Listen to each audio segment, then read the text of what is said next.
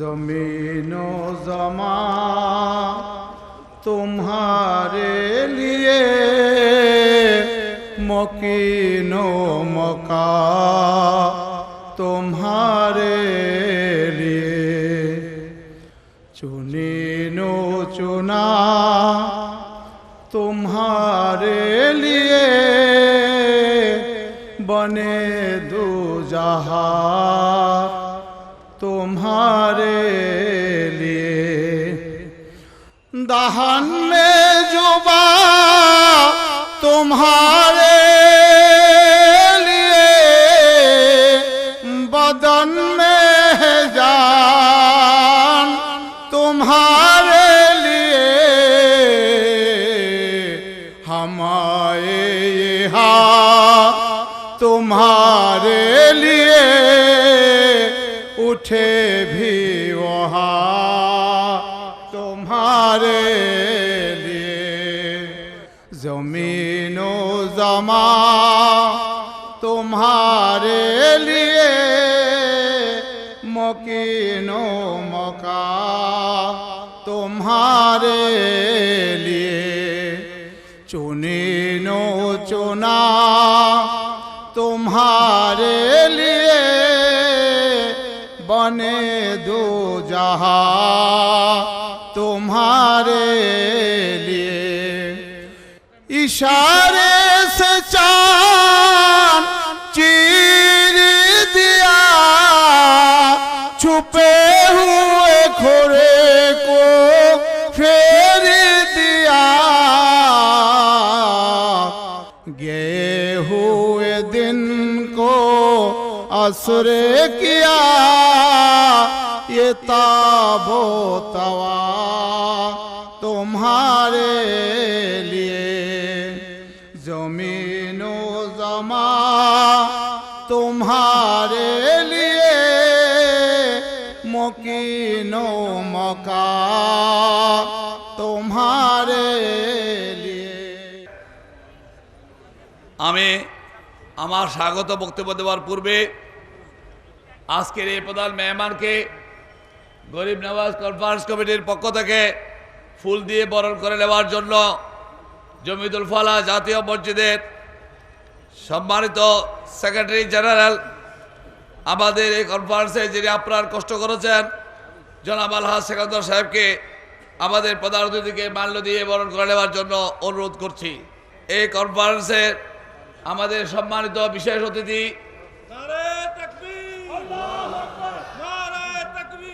আল্লাহু আকবার,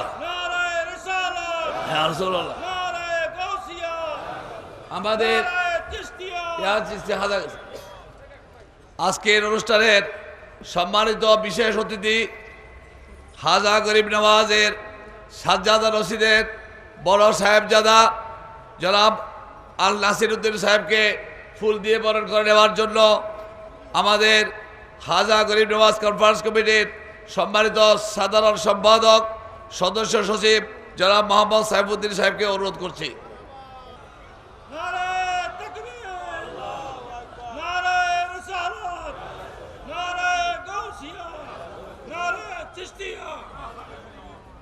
আজকের এই অনুষ্ঠানে উপস্থিত আমাদের প্রধান অতিথি, বিশেষ অতিথি, উপস্থিত ওলামায়ে কেরাম, মুরব্বিয়ানে কেরাম, হাজরানে মজলিস, আমার মিডিয়ার সাংবাদিক বন্ধুগণ, আপনাদের সকলকে আমি আজকের এই মাহফিলে হাজা গরিব নওয়াজ কনফারেন্স কমিটির পক্ষ থেকে সুস্বাগত জানাই।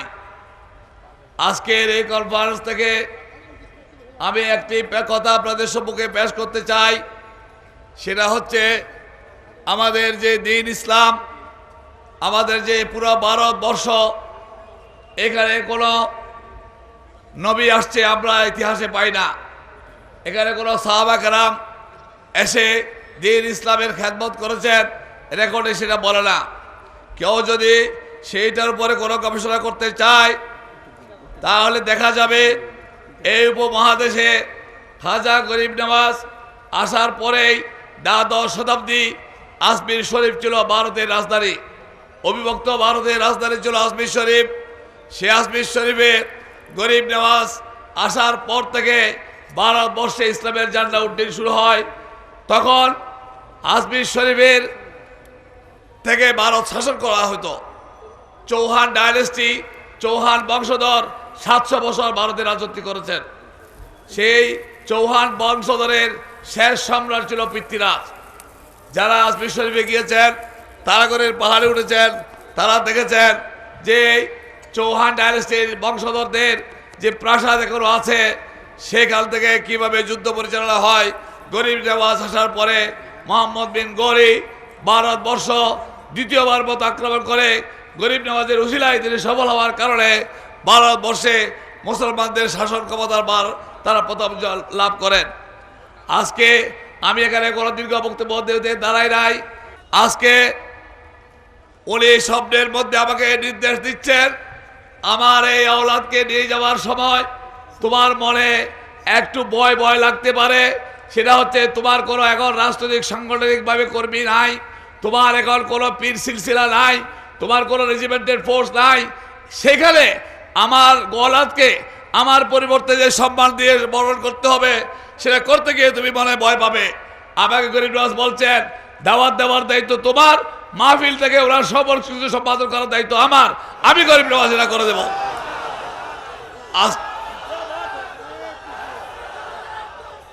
আজকে আপনারা দূর দূরান্ত থেকে এখানে সমবেত হয়েছেন। চট্টগ্রামকে বলা হয় মদিনাতুল আউলিয়া। এই শহরে অনেক গরিব নওয়াজের আশেক আছেন। যে গরিব নওয়াজ না হলে ভারতের দিন আসতো না, যে গরিব নওয়াজ না হলে আমরা আল্লাহর ওয়াহিদিন জানতাম না, যে গরিব নওয়াজ না হলে জমিতুল ফালার মতো অনেক মসজিদ আজকে এখানে হতো না, যে গরিব নওয়াজ না হলে আমরা আজকে কোন ধর্মে থাকতাম। এখানে আমাদের কোনো ব্যক্তিগত আকাঙ্ক্ষা নাই। আমাদের আকাঙ্ক্ষা হচ্ছে এহসান। গরিব নওয়াজ আমাদের উপর এহসান করেছে, আমরা সেই পরিবর্তে আজকে গরিব নওয়াজকে স্মরণ করছি।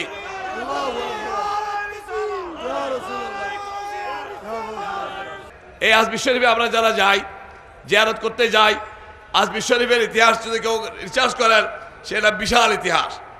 সেখানে আমি সেদিকে যাব না। যে কথাটা আমি বলতে চেয়েছি সেটা হচ্ছে যে এই গরিব নওয়াজের আওলাদ বাংলাদেশের বাড়িতে কোনো সময় আসে নাই। আজকে থেকে 11 বছর পূর্বে একবার জমিতুল ফালা মাঠে আসছিলেন, 3 দিনের জন্য তিনি আসছিলেন। আমরা অনেক অনুনয় বিনয় করে তিনাকে রাজি করিয়েছি। তিনি এসেছেন, তিনি ঢাকায় যাবেন। ঢাকায় তিনার আরও 3টা মাহফিল আছে এবং তিনার আগমনে তিনি একজন ফকির। ফকির একটা জায়গা থেকে চলে একটা জায়গায় যায়, তার উসিলায় অনেক কিছু আল্লাহ নিজেই বলছেন আপনার ইন্নার রহমতুল্লাহ করিবুম মিনাল মুহসিনিন, নিশ্চয়ই আল্লাহর রহমত আল্লাহর মুহসিন বান্দাদের নিকটে থাকে। সেই ভিত্তিতে গরিব নওয়াজের আওলাদ আজকে চট্টগ্রামের জমিনে আসছেন। আমরা আশা করব আজকে তিনি বাংলাদেশের মানুষের উদ্দেশ্যে, চট্টগ্রামের মানুষের উদ্দেশ্যে তিনি একটি সুন্দর মেসেজ আমাদের জন্য রাখবেন। আমি আমার বক্তব্য দীর্ঘায়িত করব না, আমি শুধু এইটুকুই বলে আমার বক্তব্য শেষ করতে চাই। আপনারা অনেক দূর থেকে এসেছেন কষ্ট করে, আপনাদেরকে আমি অভিনন্দন জানাই। আমাদের সকলের আয়োজন আপনাদের হাজিরি গরিব নওয়াজের দরবারে আল্লাহ কবুল করুক। আমার স্বপ্ন যদি সত্য হয়, আমি আল্লাহর ঘরের মসজিদের সামনে দাঁড়িয়েছি, আল্লাহর ঘর মসজিদের সামনে দাঁড়িয়েছি। আমি জানি না আল্লাহ রসুলকে স্বপ্নের মধ্যে যেমন মিথ্যা দেখা হয় না, নাইবে রসুল নাইবুল নবী গরিব নওয়াজের স্বপ্ন আমার সাথে মিথ্যা হইতে পারে না। যদি মিথ্যা হইতো আমরা কেউ এখানে আসতেন না। তাই আজকে আমি বলছি তিনি আল্লাহর রসুলের গরিব নওয়াজ যদি আওলাদ হয়, তিনি রসুলের আওলাদ, তিনি গরিব নওয়াজের আওলাদ। এবং গরিব নওয়াজের দরবারে একমাত্র একজনই সাজ্জাদ রশিদ থাকে, যিনি দরবারে আসবেন প্রত্যেক বৃহস্পতিবার রাত্রে এবং তিনি উঠে যাওয়ার পরে দরগা বন্ধ হয়ে যায়। জান্নাতি দরজা বলে যেটা আছে সেটা থিরার মাধ্যমে খোলা হয়, তিনি 6 দিন পরে সেটা বন্ধ করেন। এই গরিব নওয়াজের দরবারে কোনো বিদেশি রাষ্ট্রপ্রধান আসলে তিনি তাদেরকে রিসিভ করেন, আদারওয়াইজ তিনি দরবারে আসেন না। সুতরাং গরিব নওয়াজের আওলাদকে আমরা সম্মান দেওয়ার চেষ্টা করেছি। চট্টগ্রামবাসী, বাংলাদেশবাসী, আমাদের সকলকে আমি আবেদন জানাবো, আমাদের এই ধারাবাহিকতা আমরা যাতে বজায় রাখি। গরিব নওয়াজের এসা আমাদের বাংলাদেশ তথা ভারতবর্ষের প্রত্যেক মুসলমানের উপর আছে। গরিব নওয়াজের ধর্ম সেটা হচ্ছে মানবতার ধর্ম, সুফিজমের ধর্ম, সেটার উপরে আমাদের প্রধানমন্ত্রী বক্তব্য রাখবেন। আমি আজকে আপনারা সকলকে এখানে আসার জন্য অভিনন্দন জানিয়ে গরিব নওয়াজ কনফারেন্স কমিটির পক্ষ থেকে স্বাগত জানিয়ে আমার বক্তব্য শেষ করছি। আসসালামু আলাইকুম ওয়া রাহমাতুল্লাহি ওয়া বারাকাতুহু। আউযু বিল্লাহি মিনাশ শাইতানির রাজিম। বিসমিল্লাহির রহমানির রহিম। फकीर मांगने भीख शाह के दर पे जाते हैं, यहाँ शाह भी फकीर बन के आते हैं। खुदा को ढूंढने निकले थे ताज घर से मगर खुदाई मिल गई खाजा तेरी आस्ताना में। बगिर दाबे बाला उफ्तादा किस्ती जय फानु शिकास्तारा तो पुस्ती बहक के खाजा उस्मान हारूनी मदद कुनिया मोइनुद्दीन चिश्ती, मदद कुनिया मोइनुद्दीन चिश्ती। कुर्बे हक आईने अजगर खाही साज बिरदे जबा मोइनुद्दीन, जबा मोइनुद्दीन, जबा मोइनुद्दीन। मीरे मजलिस जाने महफिल हजरत शाह सूफी शेखुल मशाइख सैयद जैनुल आबिदीन आली खान साहेब मद्दाजिल्लुहुल आली, हजरत उलमाए कराम, मुरब्बे निज़ाम, अस्सलामु अलैकुम व रहमतुल्लाहि व बरकातुहू। नेकों की सोहबत नेक काम से बेहतर है और बदू की सोहबत बदकाम से बदतर है। खाजा गरीब नवाज फरमायेছেন আমরা ভালো কাজ করলে সওয়াব হয়, এর থেকে অনেক বেশি সওয়াব আল্লাহর অনুগ্রহ ভাজন পীর ফকির বুজুর্গদের সোহবতে থাকা। সুবহানাল্লাহ। খারাপ কাজ করলে গুনাহ হয়, খাজা বাবা বলতেছেন এর থেকে অনেক বেশি বড় গুনাহ খারাপ মানুষের সোহবতে থাকা।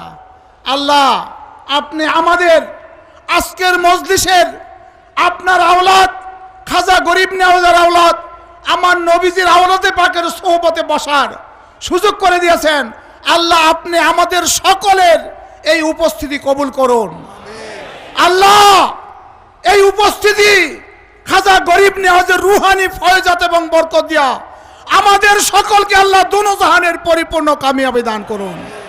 আল্লাহ জমিনে বাংলাদেশকে সুখের জমিন হিসাবে আপনি কবুল করুন। মুরব্বিনে কারাম, খাজা গরিব নওয়াজ কোন তরবারি দিয়ে দেশের মধ্যে ইসলাম প্রচার করেন নাই, কোন মোল্লা মুন্সি মানুষকে ভিন্ন ধর্ম থেকে ধর্মান্তরিত করতে পারেন নাই, কিন্তু খাজা গরিব নওয়াজ তার রুহানি তাসাররুফ এবং তার হৃদয়ের ঐকান্তিক প্রেম এবং ভালোবাসা দিয়ে সমস্ত বিশ্বের জমিনে ইসলামের সুশীতল ধারাকে ঝর্ণার প্রবাহের মতো গতিধারা দিয়ে গেছেন। তখনকার দিনে যখন রাস্তা ছিল না, ঘাট ছিল না, কোনো উড়োজাহাজ ছিল না, টেলিফোন ছিল না, তখনকার দিনে খাজা গরিব নওয়াজ তার রুহানি ফয়জাত দিয়া 90 লক্ষ মানুষকে মুসলমান করেছে। সুবহানাল্লাহ, আল্লাহু আকবার, ইয়া রাসূলুল্লাহ। আজকের দিনে পাক ভারত উপমহাদেশে আমরা যে আল্লাহকে আল্লাহ বলতেছি, আমরা যে নবীজির কলেমা পড়তেছি, আমরা যে দিন ধর্ম পেয়েছি, সমস্ত কিছুর উসিলা আমাদের হুজুর খাজা গরিব নওয়াজ। মুরব্বিনে কারাম, সেই খাজা গরিব নওয়াজের আওলাদে পাক আজকে এই মাহফিলের মধ্যে সমাসীন। আমরা মহব্বতের সাথে হুজুরের সোহবত এবং হুজুরের দিদার নসিব করতেছি, তার সাথে আমরা নামাজে এসে আদায় করব এবং এর উসিলে আল্লাহ পাক আমাদের সকলকে দুনো জাহানের কামিয়াবি দান করবেন। মুরব্বিনে কারাম, আমার নবীজির সাথে যারা মহব্বত রেখেছেন তাদের সম্মানকে আল্লাহ কিয়ামত পর্যন্ত বুলন্দি দান করেছেন। আল্লাহর ওলিদের সাথে যারা মহব্বত রাখেন আল্লাহ তাদেরকে কোনোদিন লজ্জিত করেন না, কোনোদিন অপমানিত করেন না। আল্লাহ কারো কাছে তাদেরকে মুহতাজ করেন না। আল্লাহর অলির আলাসপাল মানুষের ভাগ্যকে সুপ্রসন্ন করার জন্য আল্লাহ জমিনের মধ্যে আল্লাহর অলি বুজুর্গদেরকে পাঠিয়ে থাকেন। সুবহানাল্লাহ।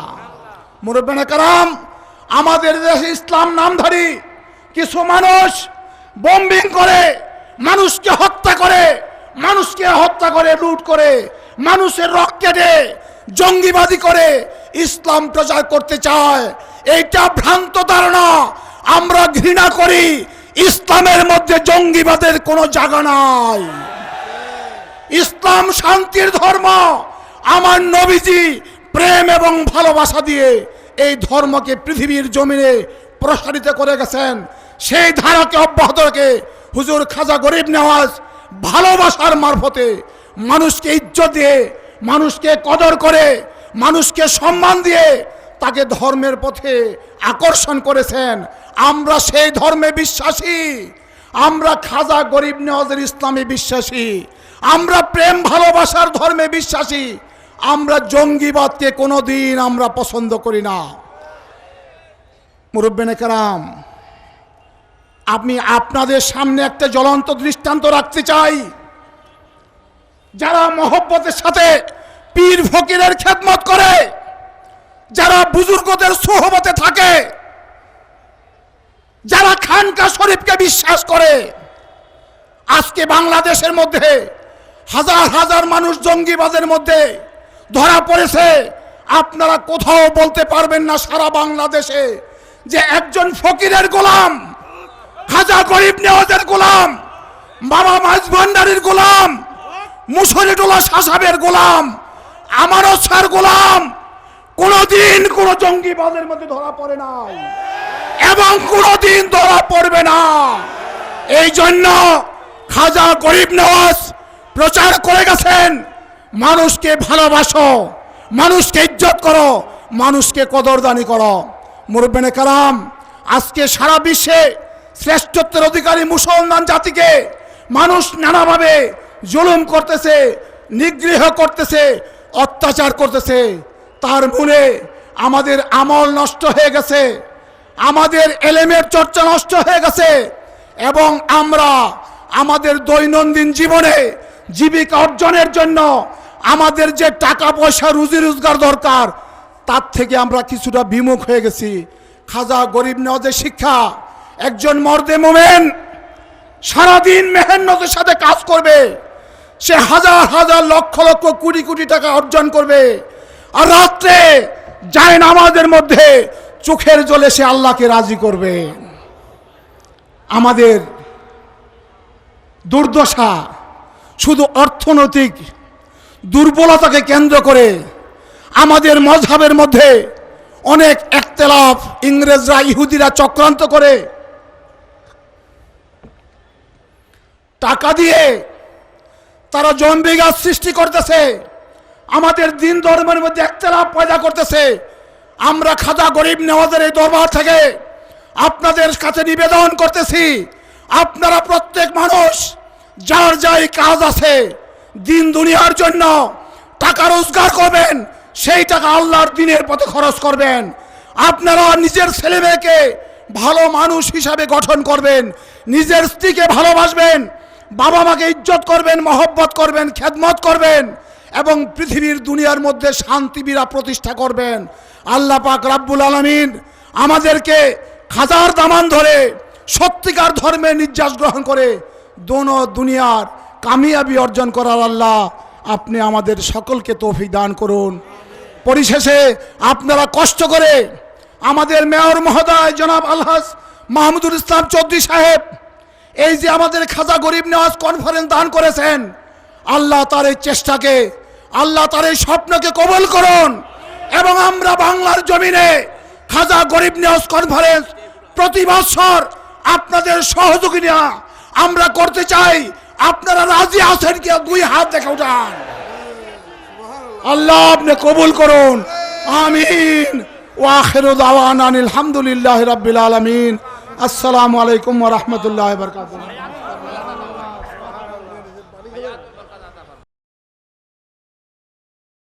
غریب نواز رحمۃ اللہ علیہ اپنے وقت کے پائے کے صوفی ہیں، لہذا اس صوفی کے موضوع پر میں اپنے خیالات کا اظہار کرنے جا رہا ہوں۔ صوفی اور تصوف کی اصل کیا ہے، اس سلسلے میں مہربانی کر کے غور فرمائیں۔ امام غزالی رحمۃ اللہ علیہ نے لکھا ہے کہ اس لفظ کے استحقاق کے متعلق 3 رائے ہیں۔ بعض کا قول ہے کہ صحابہ میں جو لوگ اہل صفہ کہلاتے تھے یہ ان کی طرف منسوب ہے۔ بعض کے نزدیک اس کا ماخذ صفہ سے ہے، بعض کے نزدیک صوف سے، یعنی قاعدہ و نظم و نسق ہو سکتا ہے کہ صوف سے ماخوذ ہو، جس کے معنی پشمینہ کے ہیں۔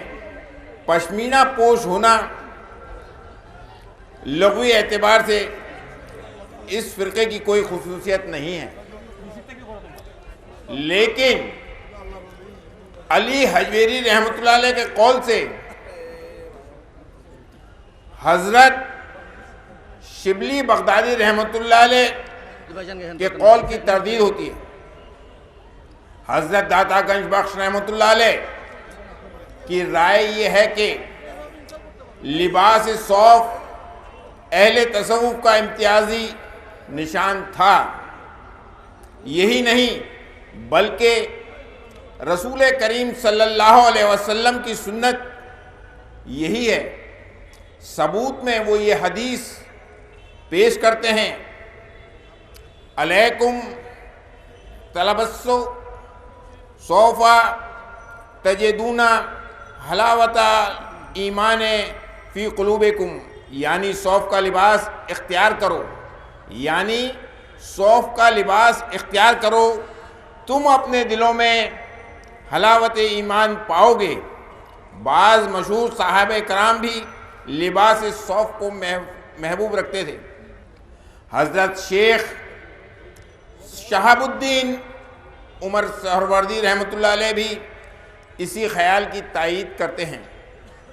آپ نے حضرت خواجہ حسن بصری رحمۃ اللہ علیہ کا یہ قول پیش کیا ہے کہ انہوں نے 70 اہل بدر کو دیکھا تھا، گویا وہ صوفی تھے جن کی پوشاک صوف تھی۔ اس زمن میں ایک اور حدیث بھی بیان کی جاتی ہے، من سمع صوت اہل تصوف فلا یؤمن علی دعائہم کتب ان اللہ من الغافلین، یعنی یہ کہ جو اہل تصوف کی آواز، یعنی یہ کہ جو اہل تصوف کی آواز سن کر آمین نہیں کہتے، وہ خدا کے نزدیک غافلوں میں لکھے جاتے ہیں۔ مولانا روم نے مثنوی شریف میں ایک حدیث تحریر فرمائی ہے، من اردا ان یجلس مع اللہ فل یجلم مع اہل التصوف، یعنی جو اللہ کا ہم نشیں ہونا چاہتا ہے یا جو اللہ کا ہم نشیں ہونا چاہے وہ تصوف والوں کی پاس بیٹھے، ان کی صحبت میں بیٹھے۔ بعضوں نے اس کو قول بھی کہا ہے۔ لفظ صوفی کی نسبت لباس صوف سے ہے۔ انبیاء کرام اور اولیاء کرام کا لباس تھا۔ علامہ جوزی رحمۃ اللہ علیہ لکھتے ہیں کہ صوفی صوفے سے نکلا ہے، جو ایک قبیلہ تھا اور ایام جاہلیت میں خانہ کعبہ کی خدمت کرتا تھا۔ ابن خلدون کا یہی قیاس ہے، چونکہ ابتدائے حال میں صوفیہ لباس صوف پہنتے تھے، اس لیے ان کو صوفی کہنے لگے۔ دنیا میں جتنے پیغمبران دین، بزرگان دین اور صوفیہ کرام تشریف لائے، ان صحابوں کی شخصیت محتاج تعارف نہیں ہے۔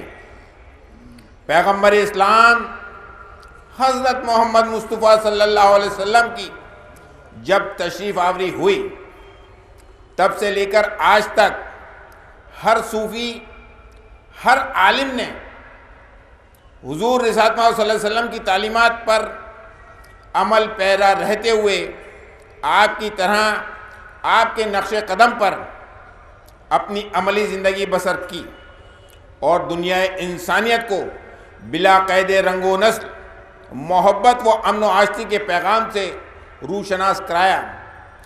جب تک دنیا انسانیت آپ کے اس امن و آشتی کے پیغام پر عمل پیرا رہی، اس نے اپنے آپ کو ہر دور میں ترقی کے دور میں مبتلا پایا ہے۔ لیکن جب سے دنیا انسانیت نے آپ کی ان تعلیمات کو فراموش کیا ہے، وہ ہر طرف اپنے آپ کو اخلاقی تنزل کے دور میں مبتلا پا رہی ہے، اور صوفیہ کرام کے اس پیغام کو فراموش کیا ہے۔ تب سے دنیا انسانیت اپنے آپ کو نہ صرف مبتلا پا رہی ہے، بلکہ دنیا انسانیت کو دن بدن مختلف پریشانیوں کا سامنا کرنا پڑ رہا ہے۔ ہندوستان میں چشتیہ سلسلے کے بانی اس فقیر کے دادا حضرت خواجہ معین الدین حسن چشتی رحمۃ اللہ علیہ، جو خواجہ خواجگان قدس کے نام سے بھی پہچانے جانے جاتے ہیں اور مشہور ہیں، نے یہاں پر تشریف لانے کے بعد اس ملک کے واسیوں کو اپنے اخلاق سے اپنا گرویدہ بنایا تھا، سبحان اللہ، اور بلا قید رنگ و نسل ان کو فیضیاب ہونے کے مواقع فراہم کیے تھے۔ جب تک آپ باقاعدہ حیات رہے، آپ کی خدمت میں مختلف مذاہب کے لوگ بلا قید رنگ و نسل اپنی مصیبتوں اور پریشانیوں کو لے کر اس کے تدارک کے لیے آپ کے پاس حاضر ہوتے رہے۔ آپ نے ان لوگوں کی مختلف پریشانیوں کو نہ صرف دور فرمایا، بلکہ بہت سے حالات میں دنیاوی حیثیت سے ان کو ایک ایسے پیغام سے روشناس کرایا کہ صدیوں تک آنے والی نسلیں آپ کے اس پیغام پر عمل پیرا رہتے ہوئے نہ صرف اپنی زندگی بسر کرتے رہے، بلکہ اس وقت کے دور میں ملک میں چاروں طرف امن و آشتی کی فضا قائم رہی۔ یہی وجہ تھی کہ اس وقت ہندوستان میں مندروں میں بھجن کیرتن ہوا کرتے تھے، تو دوسری طرف خانقاہوں میں قوالیاں اور مسجدوں میں اذانیں، اور اہل ہند بلا لحاظ رنگ و نسل آپ کی بارگاہ میں شریک ہو کر فیوز حاصل کرتے تھے۔ آج اس سلسلے میں ایک مثال اور ہے کہ ابھی آنے والا مہینہ ہندی تتھی کے حساب سے ماگھ کا مہینہ کہلاتا ہے۔ یہ ماگھ کے مہینے کے اندر چاند کی 5 تاریخ کو چشتیہ سلسلے کی تمام خانقاہوں کے اوپر ایک ایسی رسم انجام دی جاتی ہے جس کا تعلق ہندی رسم و رواج سے ہے، وہ ہے بسنت کی رسم۔ بسنت کی رسم اس خانقاہ کے اندر اس لیے ادا کی جاتی ہے کہ حضرت نظام الدین اولیاء رحمۃ اللہ علیہ نے اپنے بھانجے، جس سے وہ بہت محبت کیا کرتے تھے، اس کے انتقال ہونے کے بعد آپ اپنی کٹیا، اپنے حجرے کے اندر تشریف فرما رہتے تھے۔ حضرت امیر خسرو رحمۃ اللہ علیہ آپ کے چہیتے مریدوں میں سے، خلفاء میں سے تھے۔ وہ روزانہ آپ کے دیدار کے لیے آپ کی خانقاہ میں، آپ کے حجرے مبارک پر تشریف لے جاتے اور نا امید ہو کر کے واپس لوٹ آتے۔ ایک روز جب آپ اپنے پیر و مرشد کی خدمت میں ان کے دیدار کے لیے تشریف لے جا رہے تھے، تو راستے کے اندر ہندو عورتوں اور آدمیوں کو بسنتی پھولوں کا گڑھوا لیے ہوئے گیت گاتے ہوئے جاتے دیکھا۔ انہوں نے ان کو روک کر کے پوچھا کہ بھائی آج کیا ہے جس اتنی خوشی منا رہے ہو؟ انہوں نے کہا آج ہم اپنی بسنت کا تہوار ہے ہمارے یہاں، اپنے بھگوان کو خوش کرنے کے لیے جا رہے ہیں مندروں کے اندر۔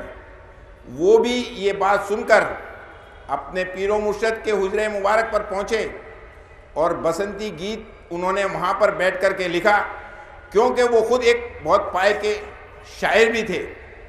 وہ بسنتی گیت لکھنے کے بعد انہوں نے بآواز بلند اس کو گایا، اس کو پڑھا۔ جب وہ بول بسنتی گیت کے حجرے مبارک کے اندر حضرت محبوب اللہ رحمۃ اللہ علیہ کے کانوں تک پہنچے تو محبوب اللہ رحمۃ اللہ علیہ اپنے حجرے کا دروازہ کھول کر کے باہر تشریف لے آئے۔ تب سے یہ رسم آج بھی اسی ہندی تتھی کے حساب سے انجام دی جاتی ہے، اور بارگاہ حضور غریب نواز رحمۃ اللہ علیہ میں بھی یہ رسم آج بھی انجام دی جاتی ہے۔ غریب نواز رحمۃ اللہ علیہ کے وصال مبارک کے بعد آپ کے اس امن و آشتی کے پیغام کو آپ کی اولاد نے حضرت خواجہ فخر الدین مانڈلوی رحمۃ اللہ علیہ، جو آپ کے سب سے بڑے صاحبزادے ہیں، آپ کے پوتے حضرت خواجہ حسام الدین جگر سوختہ رحمۃ اللہ علیہ، معین الدین خرد رحمۃ اللہ علیہ، حضرت قیام الدین بابر بال رحمۃ اللہ علیہ، حضرت تاج الدین بائی یزید رحمۃ اللہ علیہ، حضرت نور الدین محمد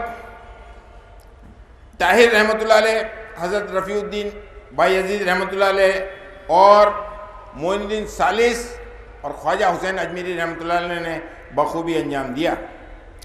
آج بھی غریب نواز کی اولاد اپنے اس آبائی ورثے میں ملی تعلیمات پر عمل پیرا رہتے ہوئے مزار اقدس پر حاضر ہونے والے ہر عقیدت مند کو اپنے دادا کے اس پیغام سے روشناس کروا رہی ہے۔ نہ صرف آپ کی اولاد میں جو بھی سجانشین اور دیوان درگاہ ہوئے ہیں اور ہوتے چلے آئے ہیں، آج وہ بھی اپنی آبائی خدمت کو خوش اسلوبی سے انجام دے رہے ہیں۔ غریب نواز کی اولاد کے ساتھ ساتھ آپ کے خلفاء میں حضرت خواجہ قطب الدین بختیار کاکی رحمۃ اللہ علیہ اور حضرت خواجہ صوفی حمید الدین سلطان الطارقین رحمۃ اللہ علیہ نے بھی اس خدمت کو بخوبی انجام دیا ہے۔ لہذا چشتیہ سلسلے کے مختلف بزرگ بھی آپ کے اس پیغام سے عوام الناس کو فیضیاب کرتے رہے ہیں۔ محبت و اخوت کے پیغام اور امن و آشتی سے رہنے کی تعلیم جو آج سے 800 سال پہلے ان بزرگان دین نے اپنی حیات مبارک میں دی تھی، اس کی آج کے اس پرآشوب دور میں شدت سے ضرورت محسوس کی جا رہی ہے۔ آج بھی ان بزرگان دین کے وصال مبارک کے بعد ان کے آستانوں پر بلا قید رنگ و نسل و مذہب و ملت نہ صرف سالانہ عرس کے موقع پر دیکھنے کو ملتا ہے، بلکہ عام دنوں میں بھی اس کو دیکھا جا سکتا ہے، جہاں پر بلا قید رنگ و نسل مختلف مذاہب کے لوگ نہ صرف اپنی عقیدت کا نذرانہ پیش کرنے کے لیے حاضر آستانہ ہوتے ہیں، بلکہ اپنی مختلف پریشانیوں، بیماریوں اور مرادوں کو لے کر حاضر آستانہ ہو کر عرض و معروض کرتے ہیں، اور وہاں سے اپنی مرادیں اپنی جھولیوں میں بھر کر اپنے مقام کو لوٹتے ہیں۔ لہذا دنیا میں اس خاص طور سے ہندوستان میں جو مذاہب ہیں، کوئی بھی مذہب لڑنے کی یا نفرت کی تعلیم نہیں دیتا۔ تمام مذاہب اپنے اپنے مذہبوں کی تعلیمات سے امن و آشتی کا پیغام دیتے رہے ہیں۔ ایسی صورت میں ہندوستان و بنگلہ دیش کے تمام مذاہب کے مذہبی پیشواؤں کو چاہیے کہ ان میں کوئی صوفی ہو یا سنت، ان کا اولین فرض یہ بنتا ہے کہ وہ اپنے اپنے مذہب کی تعلیمات سے عوام کو روشناس کروانے کے لیے نفرت کی آگ کو دلوں سے نکالنے اور آپس میں بھائی چارگی کی فضا قائم کرنے میں اپنی خدمات انجام دیں، تاکہ دونوں ملک ترقی کے راستے پر گامزن ہو سکیں اور ملک میں امن و آشتی کی فضا قائم ہو سکے۔ ایسی صورت میں تمام بزرگان دین کے آستانوں پر حاضری دیتے وقت نہ صرف مسلمانوں کا بلکہ دوسرے مذاہب کے لوگوں کے لیے یہ فرض بنتا ہے کہ وہ اپنے مذہبی مقام پر حاضری دیتے وقت دوسروں کی مذہبی جذبات کا لحاظ رکھیں تاکہ آپسی بھائی چارہ برقرار رہے۔ یہی صاحب مزار کے لیے عقیدت مندانہ سلسلے کا سب سے بڑا عقیدت کا نذرانہ ہوگا اور ان کی خوشنودی حاصل کرنے کا سب سے اچھا طریقہ۔ مجھے امید ہے کہ لوگ صوفیہ کرام کے راستے پر چل کر اپنی زندگی کو کامیابی سے بسر فرمائیں گے۔ آخر میں فقیر بارگاہ الہی میں دست بدعا ہے کہ اللہ تعالیٰ بطفیل جد بزرگوار حضرت خواجہ معین الدین حسن چشتی رحمۃ اللہ علیہ کے صدقے میں جملہ حاضرین جلسہ کی جملہ مرادوں کو پورا کرتے ہوئے ان کو ہر بلا، ہر آفت، ہر مصیبت سے بچائے، ان کے خاندان کو خوشحالی عطا فرمائے، ان کو ترقی کے راستے پر گامزن کرے، ان کو بزرگان دین اور صوفیہ کرام کی تعلیمات پر عمل پیرا رہتے ہوئے اپنی عملی زندگی بسر کرنے کے ساتھ ساتھ صراط مستقیم پر قائم رکھے اور دونوں ملکوں کے اندر آپسی بھائی چارگی کی فضا پیدا ہو تاکہ لوگ اپنے اپنے مذہبی پیشواؤں کے مزارات کے اوپر حاضر ہو کر اپنی مرادیں حاصل کر سکیں۔ آمین۔ سلام۔